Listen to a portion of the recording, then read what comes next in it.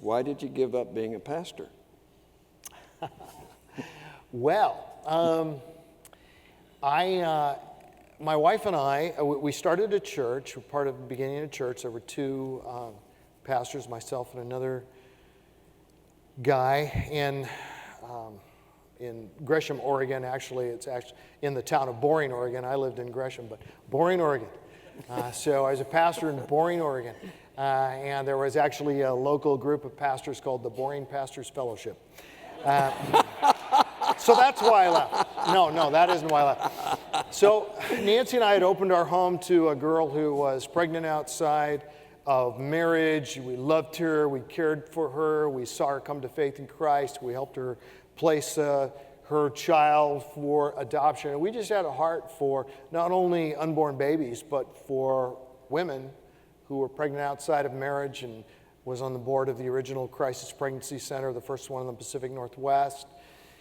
And then fast forward to January of 1989, where I just felt compelled by the Lord to engage in peaceful, nonviolent civil disobedience at an abortion clinic, stressing the nonviolent end of things, but because of the violence that was being done to human beings created in God's image, our hearts were broken. Nancy and my hearts were broken over these children that were being killed. And so we joined many others, including some other pastors around the country who were doing what was then called rescuing, to speak up for those who cannot speak for themselves, as Proverbs 31 says. Well, there are parts of the country where people did this.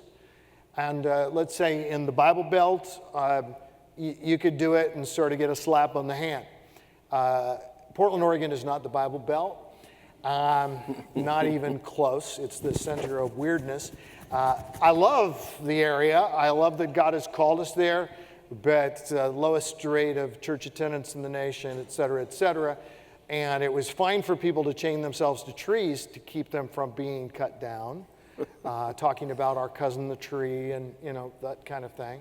It was fine for homosexual protests. It was fine but it was not fine to stand up for unborn children. That was not acceptable. So went to jail, got some pretty severe punishments, and one of the lawsuits was the largest lawsuit against any group of peaceful, nonviolent protesters in history. I think it still is, probably, I'm not sure, but it was $8.2 million, which, as I used to tell people, $8.2 million, that's more than I made as a pastor in a year.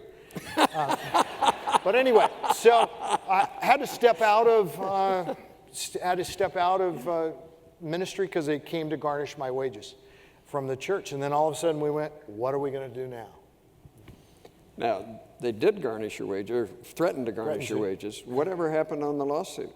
Who paid the $8.2 million?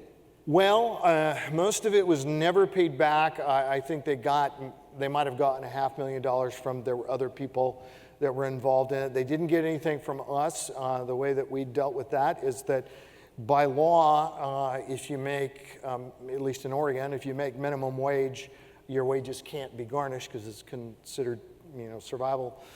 And so I made minimum wage by plan for the next 10 years because the judgment was supposed to be good for 10 years. Then it got close to the end of that 10-year period. We had given away all of our royalties from my books to missions. And so our board said, hey, the 10 years is almost up, and we want you to have that money yourself. You earned it. You wrote these books. And Nancy and I thought about it and prayed about it. And we thought, no. By that time, it was going to missions all over the world. It was millions of dollars. And we thought there is nothing we could do with that money that would bring us the joy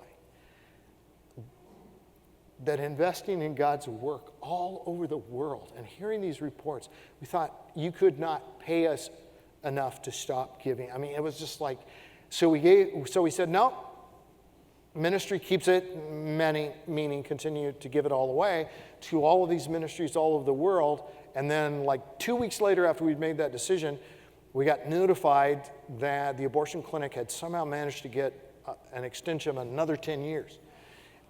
So had we taken it, we would have had to give it back, and probably we might not have been able to. They might have gotten at least some of the money. But in any case, so then for the next 10 years, so 20 years total, made minimum wage. God took care of us. Nobody needed to feel sorry for us. We're just fine. But it's kind of, if it ain't broke, don't fix it. The royalties continue to go. 100% we give away. 10% is kept by our ministry now to support and fund our ministry, Eternal Perspective Ministries, but 90% to projects all over the world, Seed Company and Jesus Film and all of the different radio and translation and World Relief, Relief and Development work, and many other organizations I've not mentioned. They're represented here. There is nothing like, many of you are givers, you know exactly what I'm talking about. There is nothing like the joy of giving. Jesus said there's a treasure hidden in the field. The man sold all that he had to buy that treasure. And we think, oh, well, he had to give up everything to get it. But you left out a few words there, I did. In his joy, he sold everything to obtain that greater treasure.